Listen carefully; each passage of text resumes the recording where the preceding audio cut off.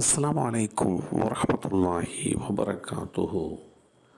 பாதுகாப்பான சூழல் தனது வீட்டில் பாதுகாப்பாக இருந்த நிலையிலும், தனது உடல் ஆரோக்கியத்துடன் இருந்த நிலையிலும், அன்றைய நாளுக்கு போதுமான உணவை பெற்றிருந்த நிலையிலும், யார் ஒரு காலை பொழுதை அடைகிறாரோ அவர் உலகையே பெற்றவர் போன்றவர் ஆவார்.